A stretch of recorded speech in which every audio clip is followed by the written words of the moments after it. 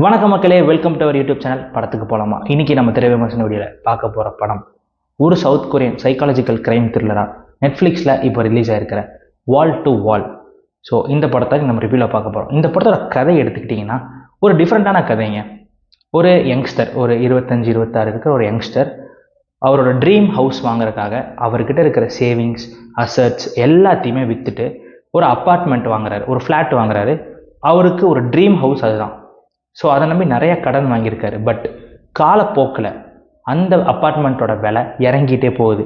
அந்த அப்பார்ட்மெண்ட்டை சுற்றி இருக்கிற எல்லா ஃப்ளாட்டோட விலையும் இறங்கிட்டே போகுது. காரணம், அந்த ஃப்ளாட்டுக்கு நடுவில்லாம் பார்த்தீங்கன்னா நிறைய சத்தங்கள் வந்துகிட்டே இருக்குது, ஒரு டிஸ்டர்பன்ஸாகவே இருக்குது. இவர் அவரோட ஃப்ளாட்டை வாங்கின ரேட் ஒன்று, இப்போ அவர் கட்டிகிட்டு இருக்கிற இஎம்ஐ ஒன்று, ஆனால் அந்த ஃப்ளாட்டோட விலை இறங்குனது ஒன்று. ரொம்ப ரொம்ப கம்மியாயிடுச்சு. இவர் என்ன பண்ணுறதுனே தெரில, ஒரு கடனாளியாகிடுறாரு, ஒரு ஸ்ட்ரெஸ்ஸுக்குள்ளே தள்ளப்படுறாரு. இந்த கட்டத்தில் அவரோட ஃப்ரெண்ட் அவருக்கு ஒரு ஐடியா தராரு. இந்த மாதிரி நீ வெளியே கடன் வாங்கு, ஷேர் மார்க்கெட்டிங்கில் போடு, நான் சொல்கிறேன் இந்த ஸ்டாக் மேலே போடு, உனக்கு இந்த டைமில் நீ கரெக்டாக விற்று கரெக்டாக ஷேர்ஸை சேல் பண்ணுனா நிறைய ப்ராஃபிட் பார்க்கலான்னு சொல்லிட்டு சொல்கிறாங்க. இவரும் அதை நம்பி வெளியே கடன் வாங்குறாரு. கடன் வாங்கி இவரோட கடனை அடைச்சாரா இல்லையா, அந்த ஃப்ளாட்டில் வர்ற மர்மமான சத்தங்களுக்கு பின்னாடி யார் இருக்கா, இல்லை என்ன இருக்குது அப்படிங்கிறத இந்த படத்தோட மீதி கதை. இந்த படத்தோட பாசிட்டிவ்ஸ் அப்படின்னு சொல்லணும்னா, இந்த படத்தோட கதை ஒரு நல்ல ஒரு டிஃப்ரெண்ட்டான ஒரு கதை, ஒரு ஃபேண்டசி கலந்த கதைன்னே சொல்லலாம். அதுக்குள்ளே அந்த ஃபேண்டசி மட்டும் இல்லாமல் சொசைட்டியில் இப்போ நடக்கிற ப்ராப்ளம், ஸோ இப்போ இருக்கிற யங்ஸ்டர்ஸ் அந்த நிறைய கடன் வாங்கி எப்படிலாம் கஷ்டப்படுறாங்க அப்படிங்கிறத ரொம்ப தத்ரூபமாக காமிச்சிருக்காங்க, குறிப்பாக இந்த படத்தோட ஃபர்ஸ்ட் ஹாஃபில். இது போக இந்த படத்தில் நடித்த லீட் ஆக்டரோட பெர்ஃபார்மன்ஸ், குறிப்பாக அதே ஃபர்ஸ்ட் ஹவரில் அந்த ஷேர் மார்க்கெட்டிங் ஸ்டாக்ஸை விற்கிற சீன் ஒன்று வருங்க. அந்த சீனில் நமக்கு ஏற்படுற டென்ஷன் இருக்குது பார்த்தீங்களா, சீட் எட்ஜில் வந்துடுவீங்க. உண்மையிலே சொல்கிறேன், என்ன நடக்க போகுது, என்ன பண்ண போகிறோம் அப்படின்னு சொல்லிட்டு நீங்கள் சீட் எட்ஜுக்கு வந்துடுவீங்க கன்ஃபார்ம். அந்த சீக்வன்ஸ் ஒரு வாட்ச் அவுட் சீக்வன்ஸ். இந்த படத்துக்கு ஒரு வேற லெவல் வெறித்தனமான சம்பவம் அந்த சீன். டெக்னிக்கலாக இது ஒரு வேற லெவல் ரிச்சான ஒரு படம். குறிப்பாக இந்த படத்தோட ஆர்ட் ஒர்க், ஏன்னா இந்த படம் ஃபுல்லாகவே ஒரு செட்டுக்குள்ளே எடுத்த படம் தான். ஆனால் பார்த்தீங்கன்னா உங்களுக்கு அப்படி எதுவுமே தோணாது. ஆர்ட் ஒர்க் ஒரு பின்னி பெடலான ஒர்க். அது போக இந்த படத்துக்கு சப்போர்ட்டிவாக இருந்தது இந்த படத்தோட நுணுக்கமான பிஜிஎம்.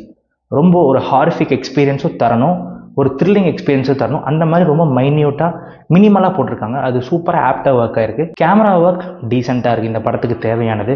இந்த படத்தோட லைட்டிங்ஸ் ஒரு ஒரு ஹாரர் ஒரு ஹாரர் ட்ராமாவோட ஃபீல் நமக்கு கிடைக்குது. அந்த லைட்ஸ் எல்லாம் பார்த்தீங்கன்னா ஒரு மாதிரி டார்க்காக, ஒரு மாதிரி கிரிட்டியாக இருக்குது. ஸோ அது இந்த படத்துக்கு ஒரு பெரிய ப்ளஸ். இந்த படத்தோட நெகட்டிவ்ஸ் அப்படின்னு எடுத்துக்கிட்டிங்கன்னா, இந்த படத்தோடைய திரைக்கதை. ஏன்னா நான் சொன்ன மாதிரி அந்த ஃபஸ்ட்டு ஒரு 1 hour இருக்குது பார்த்தீங்களா, அந்த 1 hourல நடக்கக்கூடிய அந்த ட்ராமா, டென்ஷன், நமக்கு அந்த சஸ்பென்ஸ் எல்லாமே சூப்பராக ஒர்க் ஆகுது. என்னதான் செகண்ட் ஹாஃபில் ட்விஸ்ட் அண்ட் டர்ன்ஸ் நிறையா வந்தாலுமே அந்த ஃபர்ஸ்ட் ஹாஃபில் வந்த ஒரு ஆர்கானிக்கான ஒரு சஸ்பென்ஸ் செகண்ட் ஹாஃபில் கிரியேட் ஆகலைன்னு சொல்லிட்டு நான் ஃபீல் பண்ணேன். ஏன்னா செகண்ட் ஹாஃபில் ஒரு நல்ல ஸ்டோரி உங்களுக்கு அமைஞ்சிருச்சு, பட் இவங்க அதை யூஸ்ஃபுல்லாக கரெக்டாக கொண்டு போகல. அந்த இடத்துல கொஞ்சம் ஒரு மாதிரி என்ன சொல்கிறது, லேக் அடிக்குது. லேகுங்கிறத தாண்டி இது இன்னும் கொஞ்சம் பெட்டராக பண்ணியிருக்கலாம் நமக்கு பர்சனலாக ஃபீல் ஆகும். ஏன்னா அந்த ஸ்டஃப் இருக்குது, செகண்ட் ஹாஃபில் அந்த ஸ்டஃப் கன்ஃபார்மாக இருக்குது. ட்விஸ்ட் அண்ட் டர்ன்ஸ்லாம் ப்ரில்லியண்ட்டாக ஒர்க் ஆகும். கொஞ்சம் ப்ரெடிக்டபிளாக இருக்கலாம் மேபி சில பேருக்கு. அந்த ட்விஸ்ட் அண்ட் டர்ன்ஸை இவங்க கரெக்டாக கொண்டு போயிருந்தாங்கன்னா இது ஒரு வேறு லெவல் ஃபுல் சம்பவமாக வந்திருக்கும். பட் என்ன கேட்டிங்கன்னா, இது ஒரு ப்ராப்பரான ஒரு ஹாரர் கலந்த ஒரு க்ரைம் ட்ராமா, ஒரு க்ரைம் த்ரில்லர்னு சொல்லலாம். க்ரைம் த்ரில்லர் ரசிகர்களுக்கு இந்த படம் கன்ஃபார்மாக பிடிக்குங்க. சவுத் கொரியன் படம்னாலே ஒரு வேறு லெவல் சம்பவம் கண்டிப்பாக பண்ணுவாங்க. அதுவும் நெட்ஃப்ளிக்ஸில் வந்திருக்கு, தமிழ் டப்பிங்கில் வந்திருக்கு. தமிழ் டப்பிங்கில் நீங்கள் பார்க்கலாம், ஆனால் நிறைய கெட்ட வார்த்தை எக்கச்சக்கமாக வந்திருக்கு. நான் நெட்ஃப்ளிக்ஸில் தமிழ் டப்பிங் பார்த்து ரொம்ப நாள் ஆச்சு. நான் பார்க்கவே மாட்டேன், ஒரிஜினல் லாங்குவேஜில் எப்பவுமே பார்ப்பேன். பட் இந்த டைம் என்னன்னு தெரில, சரி தமிழ் டப்பிங்கில் ட்ரை பண்ணி பார்க்கலான்னு பார்த்தேன். ஃபஸ்ட்டு ஒரு 1 hour கெட்ட வார்த்தை எதுவுமே வரல. நான் கூட நினச்சேன் சரி டப்பிங்கோட குவாலிட்டிலாம் கொஞ்சம் இன்க்ரீஸ் ஆகிருக்கும், நெட்ஃப்ளிக்ஸ்காரன் ஒரு மாதிரி ஸ்டாண்டர்டை இன்க்ரீஸ் பண்ணியிருப்பான்னு நினச்சேன். ஆனால் செகண்ட் ஹாஃபில் கெட்ட வார்த்தை மட்டும்தான் வருது. ஆனால் இந்த படத்துக்கு அது முக்கியம் தான். ஏன்னா இந்த கதையில் கெட்ட வார்த்தை ஒரு முக்கியமான ஒரு ஃபேக்டர். ஏன்னா அந்த திரைக்கதை அப்படி தான் எழுதப்பட்டிருக்கும் செகண்ட் ஹாஃபில். ஏன்னா அந்த எமோஷன் வெளிப்படணும். பட் அந்த டப்பிங்கில் அந்த இவ்வளோ எமோஷன் காட்டியிருக்க வேண்டாம். தமிழ் டப்பிங் பார்க்கலாம், பட் ஃபேமிலியோட பார்க்காதீங்க. மொத்தமாக இந்த படம் ஒரு ரீசெண்டான ஒரு ஆவரேஜ் டு ஒரு அபோவ் ஆவரேஜ் கைண்ட் ஆஃப் ஒரு ஃபிலிம் தான். இந்த படத்துக்கு நம்ம கொடுக்கக்கூடிய rating 3.25 stars out of 5. So மீண்டும் மற்றும் இதே மாதிரி இன்னொரு திரை விமர்சனத்தில் உங்களை விரைவில் சந்திக்கிறேன். அதுவரை உங்களிடமிருந்து விடைபெறுவது உங்கள் சுதர்ஷன்.